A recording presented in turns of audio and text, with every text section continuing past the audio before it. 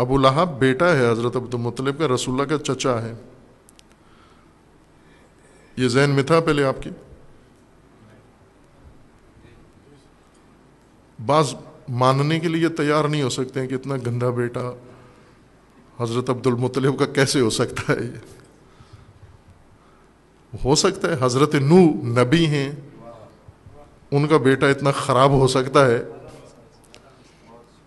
حضرت آدم کا بیٹا قابیل وہ ہو سکتا ہے، تو حضرت عبد المطلب کے ہاں بھی ہو سکتا ہے. یہ ہوا.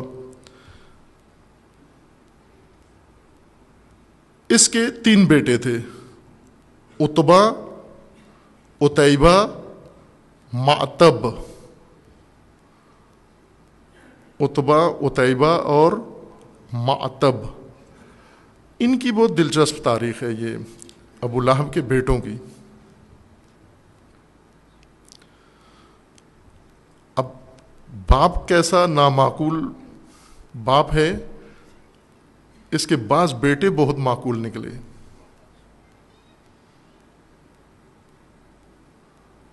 امیر المومنین کے ساتھیوں میں سے اب دیکھنا کیا بنو ہاشم کے اندر کیا رنگ جمع ہوا ہے. بعض بہت ہی اعلیٰ باپ کے بیٹے ہیں لیکن کردار اتنا ان کا اچھا نہیں ہے. بعض کا باپ کا کردار اتنا اچھا نہیں ہے لیکن بیٹے کا بہت عالی کردار ہے.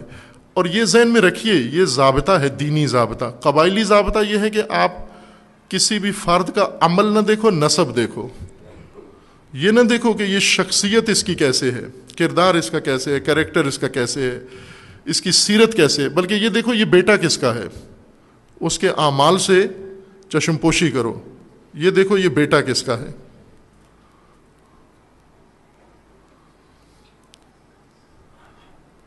یہ عربوں کا معیار تھا. دین کا یہ معیار نہیں ہے کہ آپ یہ دیکھو یہ بیٹا کس کا ہے. دین کا یہ معیار ہے کہ یہ دیکھو اس کا کردار کیسا ہے، اس کا عمل کیسا ہے، اس کی سیرت کیسے ہے.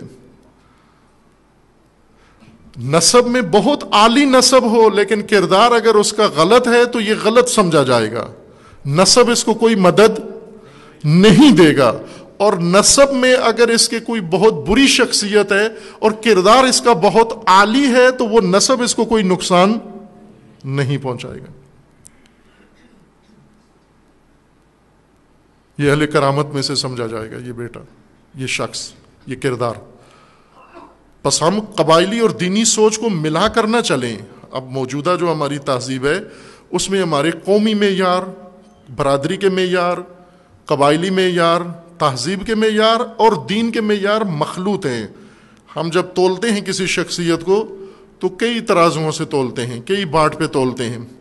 ایک طرف دین کا باٹ رکھتے ہیں، کہتے ہیں بہت اچھا آدمی ہے. دوسری طرف سے قومیت کا بھی ساتھ رکھ دیتے ہیں، پھر لگتا ہے کہ اتنا اچھا نہیں ہے چونکہ ذات اس کی اتنی اچھی نہیں ہے. یہ بہت اہم نقطہ ہے جو آپ کی خدمت میں عرض کیا ہے کہ جب ہم موجودہ زمانے کی شخصیات کو دیکھیں یا گزشتہ تاریخ کی شخصیات کو دیکھیں تو ہم پہلے یہ دیکھ لیں کہ کس معیار کے ذریعے سے، کس عینک سے اس کو دیکھ رہے ہیں.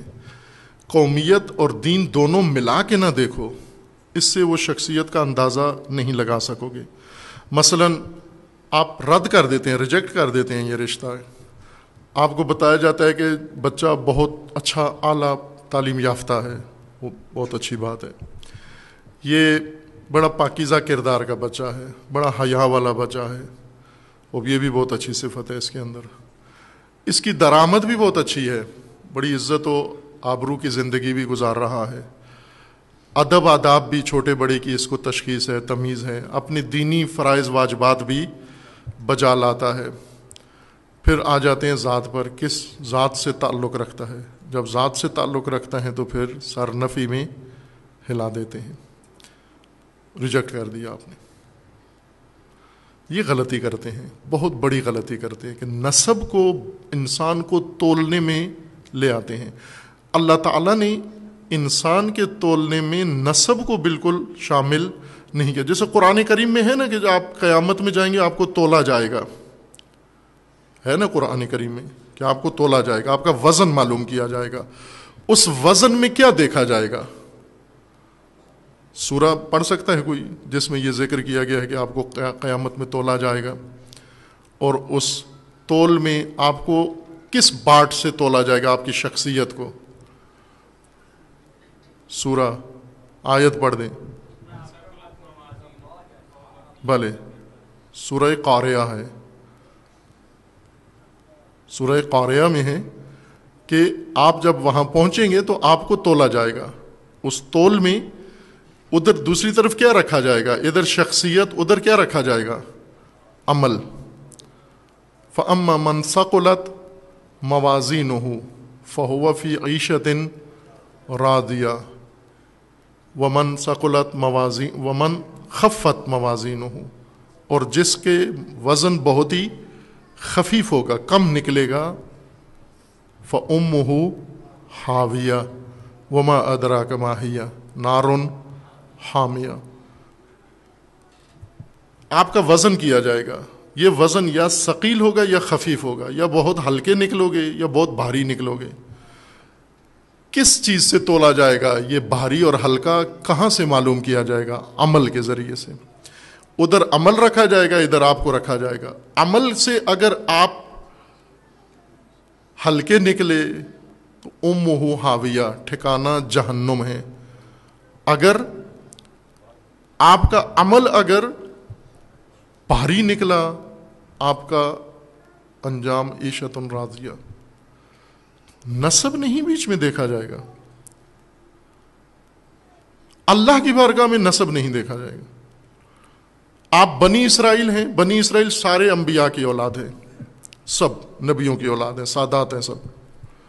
بنی اسرائیل، بنی اسرائیل یعنی حضرت یعقوب کے بیٹے، حضرت یعقوب کی نسل، حضرت یعقوب کے نواسے، حضرت یعقوب کے پوتے، تو نبیوں کے بچے ہو گئے نا سارے.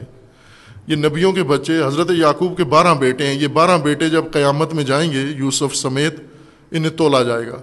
اگر نسب کے ساتھ تولیں تو سارے برابر نکلیں گے، چونکہ سب کے باپ ایک ہیں، یوسف یعقوب ہیں، تو سارے برابر ہیں. یہ تو یعنی سارے یوسف کی طرح ہیں، سارے نبی کے بیٹے ہیں. تو پھر کیا ہے؟ فی عیشۃ راضیہ. لیکن اگر عمل میں تولیں تو ایک بیٹا علیحدہ نکلے گا، باقی سارے علیحدہ نکلیں گے. ایک ثقلت موازینہ اور باقی سارے خفت موازینہ. کردار نسب سے نہیں بنتا، کردار نسب پہچان کے لیے ہے. قرآن نسب کی تصدیق کرتا ہے، انکار نہیں کرتا. نسب ضروری ہے، ہونا چاہیے، لیکن کس لیے؟ لتعارفوا، تاکہ شناختی کارڈ بن سکے تمہارا، پہچانے جا سکو. جیسے کہا کہ لاہور میں 1000 اعجاز ہیں، سب اعجاز اگر ہو جائیں تو پہچانے کیسے یہ کون سا اعجاز ہے؟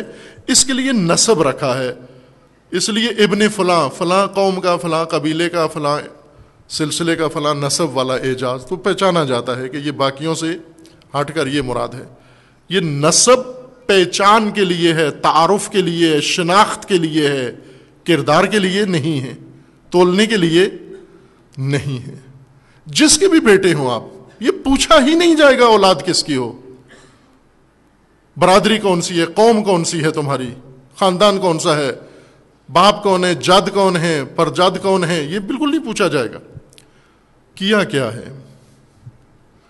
یہ دین کا معیار ہے. اور اس معیار کو ہم قیامت میں اس وقت آسانی ہوگی جب دنیا میں اس کے اوپر کافی مشقیں کر لو. دنیا میں اگر نسب کو پہچان کے لیے رکھو اور کردار کو تولنے کے لیے، تو آپ کا کام قیامت میں بہت آسان ہو جائے گا. کیونکہ عادت ہو جاتی ہے نا، ہم یہاں مثلا کوئی شخصیت آ جاتی ہے باہر سے، ہم اس کا احترام کرتے ہیں، اور کرنا چاہیے. قرآن میں بھی ہے یہ احترام، روایات کے اندر بھی ہے، اور معصومین کیا کرتے تھے، خود رسول اللہ کیا کرتے تھے احترام. اگر کوئی محترم شخصیت آئے، بڑی شخصیت آئی، تو اس کا احترام کرتے تھے. وہ بڑا کس عنوان سے؟ قرآن کریم میں ہے کہ اصحاب بدر،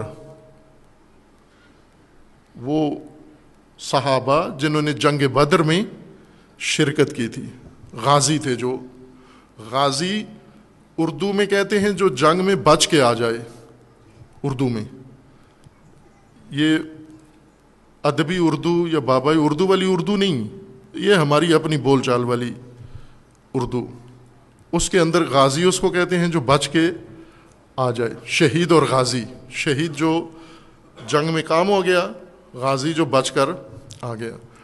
لیکن غازی عربی لفظ ہے، غازی غزوہ سے نکلا ہے. غزوہ جنگ کو کہتے ہیں.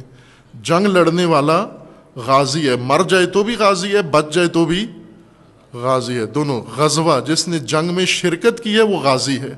جنگ کو غزوہ کہتے ہیں. میں ایک دفعہ گیا تھا ادھر پشتونستان میں، خیبر پختونخوا میں مجلس کے لیے. ایک جوان نے مجھ سے سوال کیا کہ حضرت عباس کو غازی کیوں کہتے ہیں؟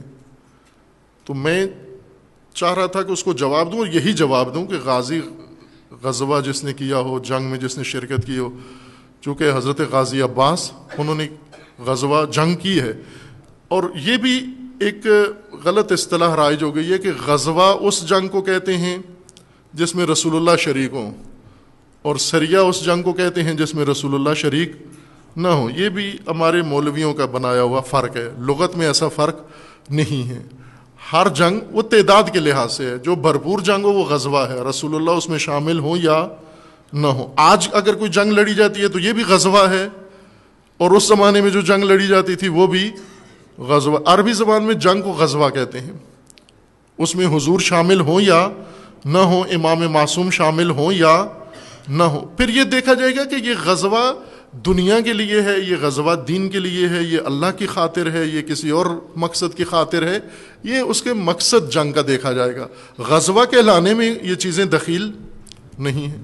میں اس جوان کو یہ جواب دینا چاہتا تھا. اس سے پہلے اس نے کہا کہ ادھر مجلس ہوئی ہے اور مولانا صاحب نے بیان کیا ہے کہ حضرت غازی عباس کو غازی اس وجہ سے کہتے ہیں چونکہ پشتو میں غزہ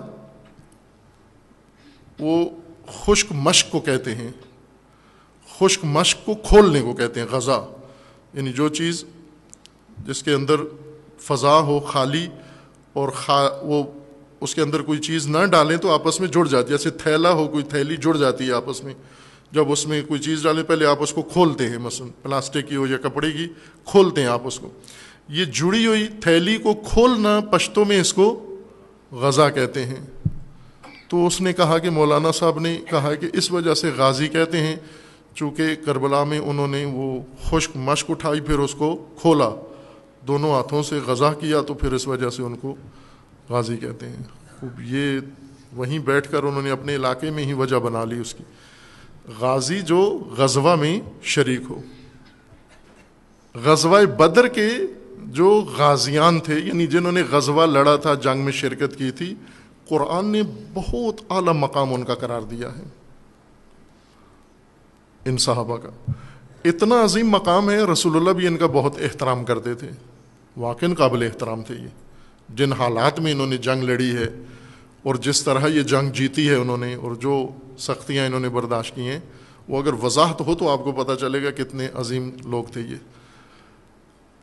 مسجد نبوی میں رسول اللہ بیٹھے ہوئے تشریف فرما ہیں. روزانہ کا معمول تھا. کچھ ایسے تھے جو جلدی آ کر رسول اللہ کا قرب پسند کرتے تھے، قریب آ کے ممبر کے قریب آ کے بیٹھ جاتے تھے. اور یہ جو اصحاب بدر تھے یہ ذرا بزرگ بھی تھے، مسن بھی تھے. ان میں سے کچھ لوگ آئے، رسول اللہ کی مجلس میں تشریف لائے، تو ممبر کے قریب سب نے جگہ بھری ہوئی تھی. تو حضور نے انہیں جو قریب بیٹھے ہوئے تھے انہیں کہا کہ اٹھو، یہ اصحاب بدر کے لیے جگہ کھولو، جگہ دو ان کو. تو کوئی بھی ہلا نہیں اپنی جگہ سے.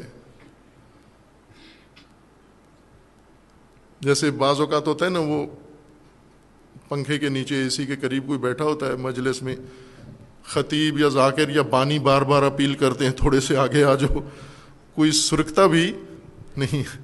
انہیں حضور نے خود فرمایا کہ اٹھو، ان میں سے چاند ایک اٹھو تاکہ ان کو جگہ دو، ادھر میرے قریب وہ بیٹھیں آ کر. احترام ہے ان کا، ان کو صدر محفل میں بٹھاؤ. وہ ہلے بھی نہیں. حضور نے پھر تقاضا کیا، دوبارہ کہا اٹھو، پھر بھی کوئی بھی نہیں اٹھا. پھر اس کے بعد آیت نازل ہوئی اور قرآن کا حکم آیا کہ جب یہ آئیں، یہ قابل احترام، یہ محترم، یہ معززین، تو اٹھ جایا کرو، جگہ دیا کرو. یہ جگہ دینا آداب میں سے ہے، خصوصاً ایسے محترمین کو آپ جگہ دو. ہم بھی دیتے ہیں جگہ. کس کو دیتے ہیں جگہ؟ بڑے نسب والا، کوئی بڑی فیملی سے آ جائے کوئی، مومنین فوراً جگہ بنا دیتے ہیں. یہ چودھری صاحب آ گئے ہیں، یہ شاہ صاحب آ گئے ہیں، یہ شیخ صاحب آ گئے ہیں، یہ فلاں آ گئے ہیں. اسی نسب کا اگر ایک وہ ماڑا بندہ آ جائے، ایک شاہ صاحب آیا ہے لیکن پیدل آیا ہے، سائیکل پہ آیا یا موٹر سائیکل پہ آیا ہے، اس شاہ صاحب کو پیچھے بھی کوئی نہیں جگہ دیتا.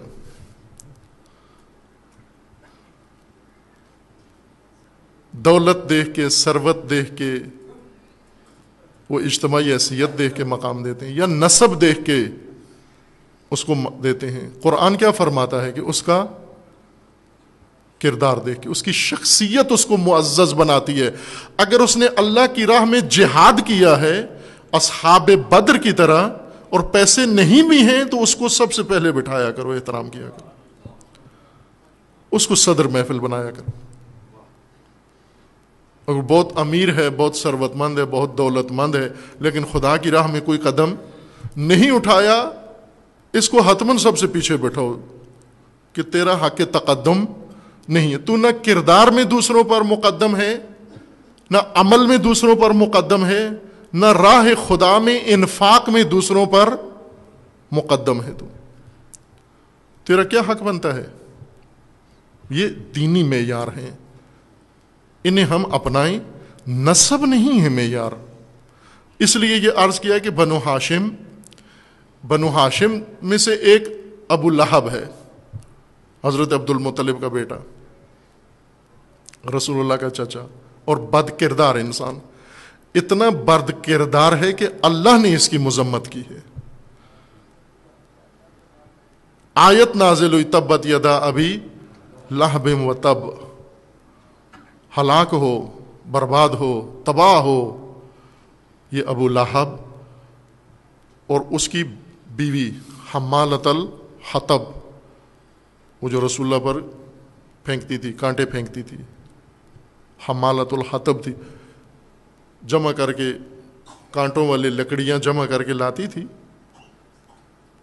اور یہ آ کر رسول اللہ جہاں سے گزرتے ان پر پھینکتی تھی. اور ابو لہب کو یہاں تک پہنچانے والی، ابو لہب بنانے والی، عبد المطلب کے ہاشمی بیٹے کو رسول اللہ کا دشمن بنانے والی یہی عورت تھی. یہ بنو امیہ میں سے تھی. بہت سارے ہاشمیوں نے شادی بنو امیہ میں کی ہوئی تھی، اور جس نے بنو امیہ میں شادی کی اس کا عاقبت ٹھیک نہیں ہوئی. اس عورت نے اس کو تباہ کیا، دشمن بنا دیا، اللہ کا دشمن، رسول اللہ کا دشمن بنا دیا.